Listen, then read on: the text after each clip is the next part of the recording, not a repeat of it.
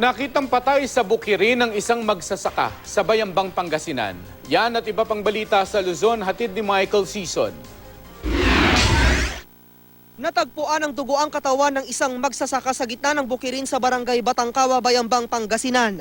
Base sa investigasyon, nagpastol ng baka ang biktimang si Chofilo Junio pero hindi na ito nakauwi. Makalipas ang 8 oras na paghahanap, natagpuan ng kanyang mga kaanak ang biktima na wala ng buhay. May tama siya ng bala sa mukha at likod. Wala akong dahilan kasi wala rin naman ako. Pero wala siyang nakukwento kahit nalasing siya, walang Inaalam pa kung sino ang nasa likod ng pagpatay at ang motibo sa krimen. Sa Santa Barbara, Pangasinan, patay na rin ang matagpuan sa isang irigasyon sa barangay Bansalang magsasakang si Elmer Centeno. 2 araw hindi nakita ng kanyang mga kabarangay ang biktima. May sugat sa ulo at mukha ang biktima. May saksak din siya sa leeg. Patuloy ang investigasyon sa krimen. Ikinabahala na ng National Police Commission Region 1 ang tumataas na bilang ng mga menor de edad na nasasangkot sa masasamang gawain at krimen sa rehiyon. Pinakamaraming naitalang menor de edad ang mga nasangkot sa pagnanakaw.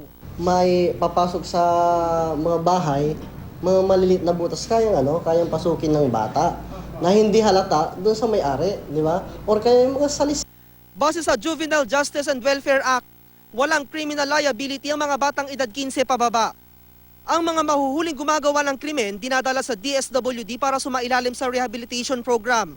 Sa San Carlos City, inilunsad ang programang Save a Child from Violence and Exploitation o SAVES Project. Sa ilalim nito, idadaan ng children in conflict with the law sa behavioral and skills process. Hindi lang yung yung morality nila, moral values nila ang enhance natin dito. Pati rin yung skills nila, like writing or basic education. At saka yung community service for them to provide community service. Pagkatapos ng 8 araw na programa, iti-turn over sa DepEd ang mga bata para maituloy ang formal na pag-aaral.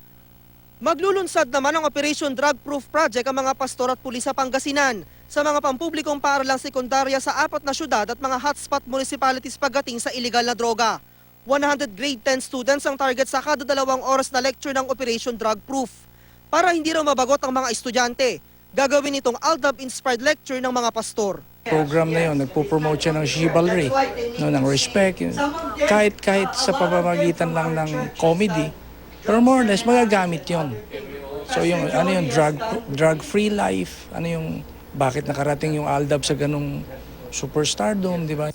Michael Sison, Nagbabalita, Pilipinas.